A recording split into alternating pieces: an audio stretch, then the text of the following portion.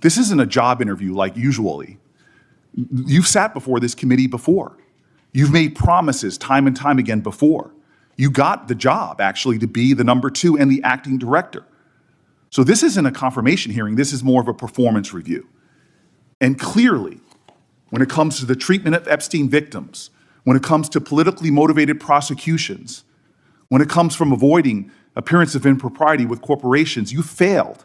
A sitting deputy attorney general just got taken apart live on camera in front of the whole country, not by a prosecutor, not by a judge, by a United States senator asking 6 words at a time.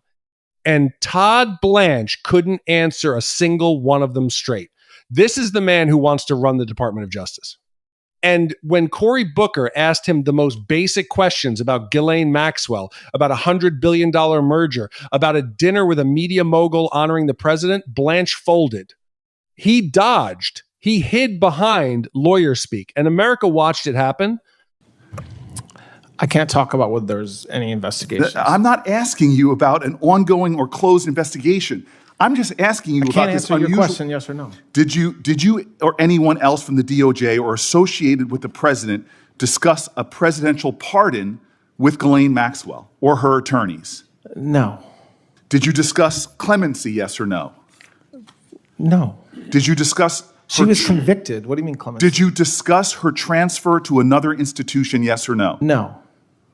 Well, just 1 week after your meeting, Ms. Maxwell was transferred from a low-security federal institution to a minimum security prison camp.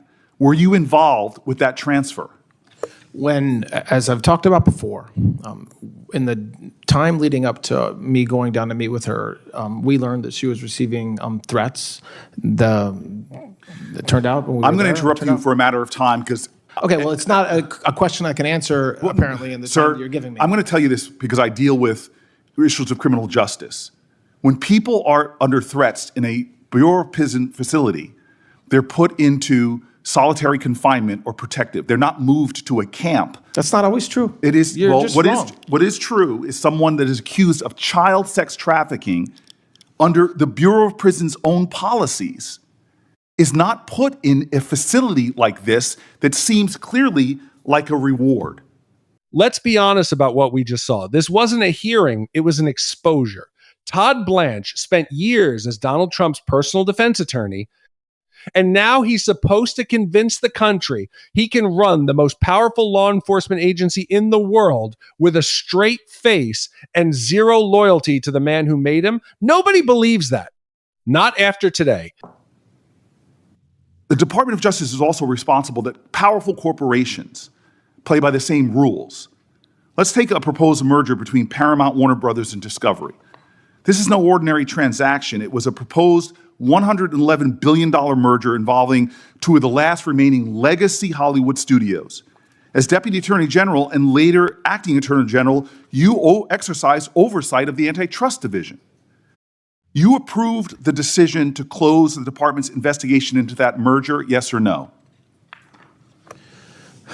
I was part of the decision. I yes, don't know you were involved in that. You that don't is even a yes. let me answer, man. Did the career attorneys who investigated that deal recommend closing that investigation? I didn't have a conversation with the career, but as I was saying I didn't earlier, ask you that. I asked you, did the career attorneys who investigated the deal recommend closing the investigation? I have no idea what they You were in charge of that department, yet you have no idea. Well, I didn't say I had no idea. It's no idea about the question you asked about what the career attorney's view was. You do not know what the career attorney's view was. I'm not sure what the view was with respect to closing it or not closing it. Let me tell you why ethics laws that bind you about the appearance of impropriety are so damning in this case.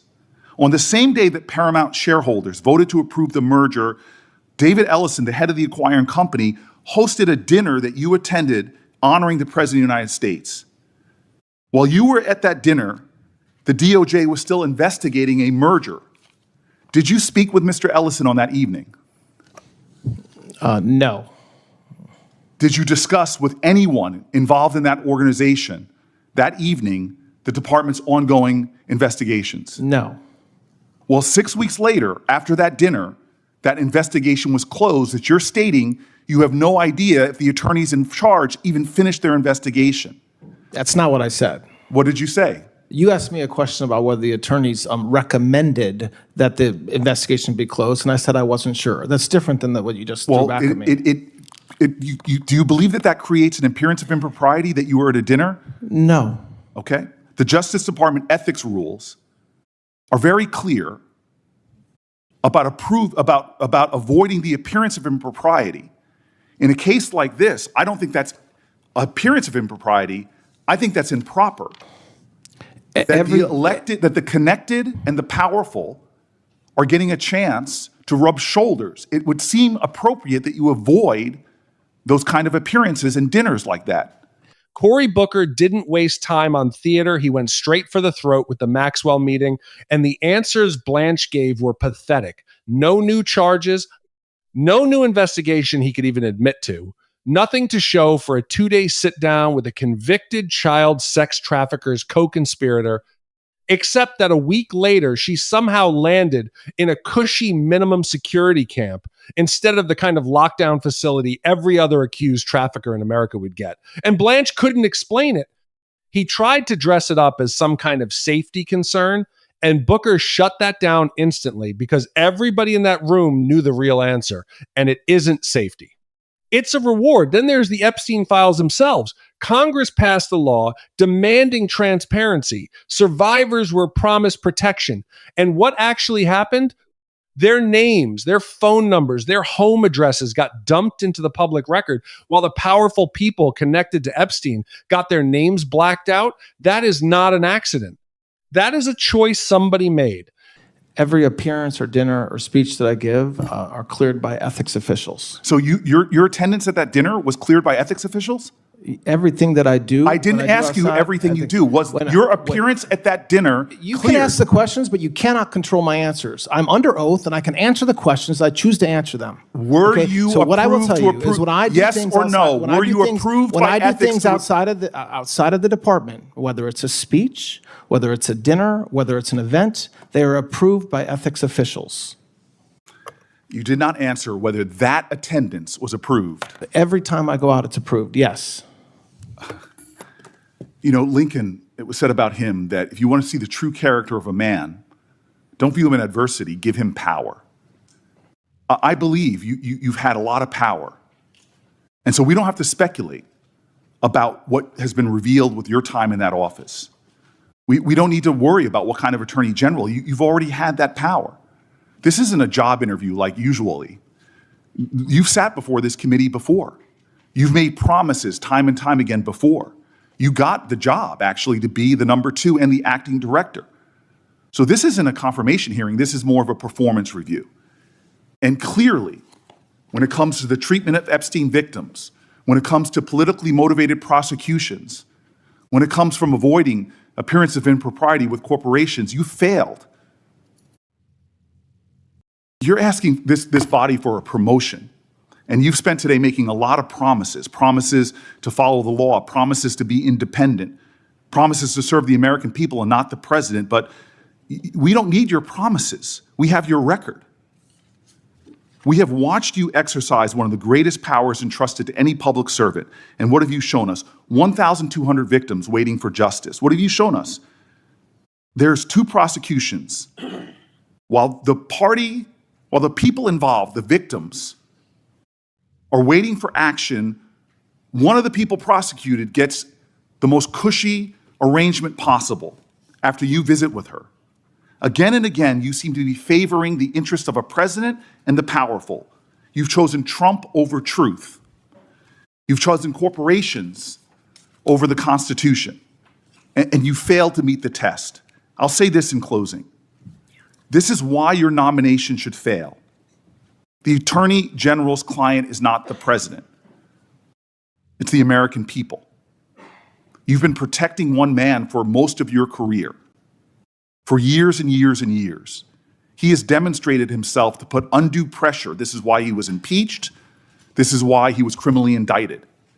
If your record and your testimony today should show us anything, it should show you, in my opinion, that you should not be confirmed to this job.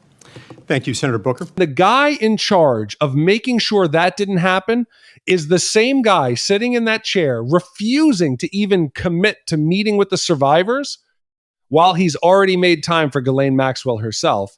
And just when you think it can't get worse, Booker pivots to the Paramount Warner Discovery merger, $111 billion.